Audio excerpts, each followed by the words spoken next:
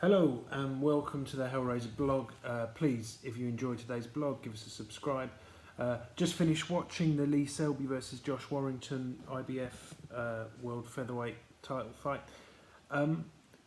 Good fight, good fight. I thought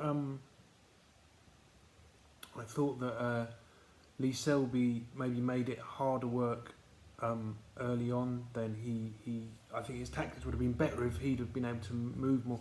I think he thought that he'd be, and to be honest, I thought too that his power would hold Warrington at range more.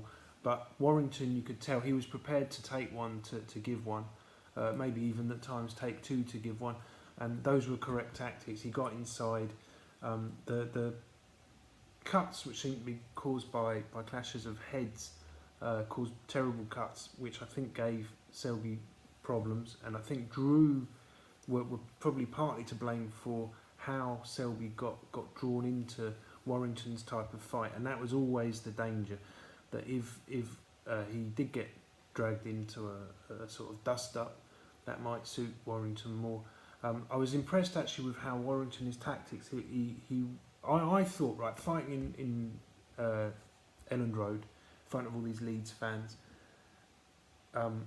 you could see from the vibe of these sort of people that were supposedly supporters of Warrington that they came across like thugs. I thought, like, if Warrington feels indebted to these people to now back up the sort of vibe he's put out leading up to the fight, he might be too obvious in what he does. In terms of, I thought he might just come straight at him in a straight line and start trying to have a dust up without really focusing on the defensive side of his game or the sort of more mental, the more tactical side of what he's going to do. With all those people like cheering and shouting, you see that happen quite often with boxers. He was good. I thought very good. He cut the distance down continuously throughout the fight, very quickly. He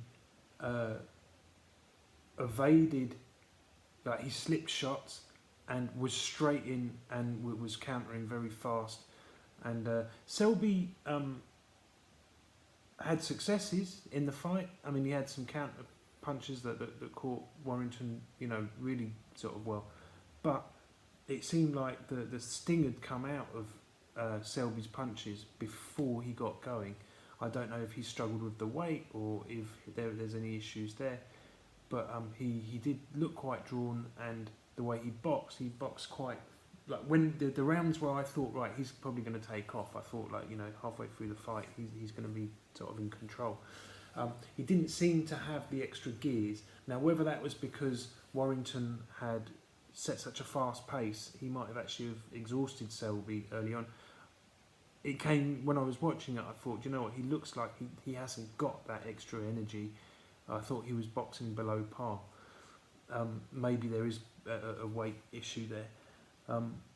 But anyway, listen, no sort of discredit can be made to Warrington. I think he boxed a close to perfect fight.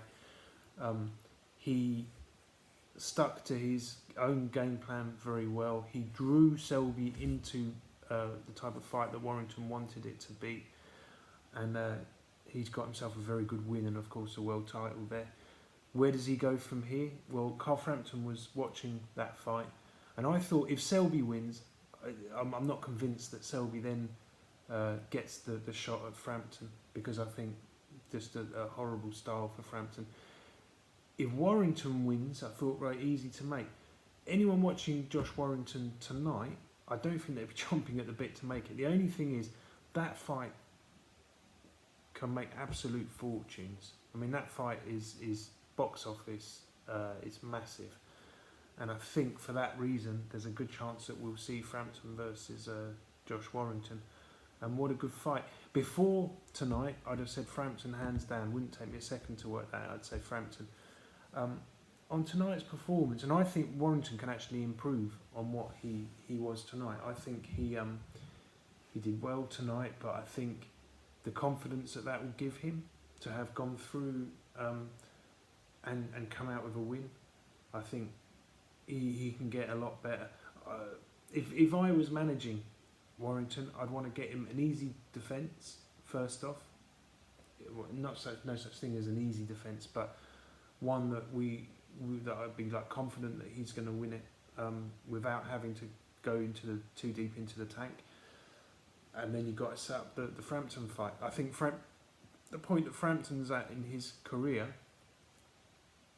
Frampton surely now is going to be wanting to go for money fights, and that's probably one of the biggest money fights there, other than Santa Cruz. And Santa Cruz, remember, has obviously inflicted one of the defeats on Frampton, so you might prefer to go for Warrington first, thinking if I beat Warrington, then I can clear matters up with Santa Cruz in the sort of rubber match, if you like.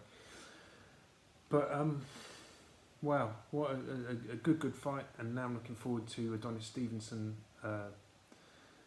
boxing Badu Jack in a fight later on tonight. So keep watching, guys, and please give us a subscribe. Thanks, guys. See you then. Bye bye.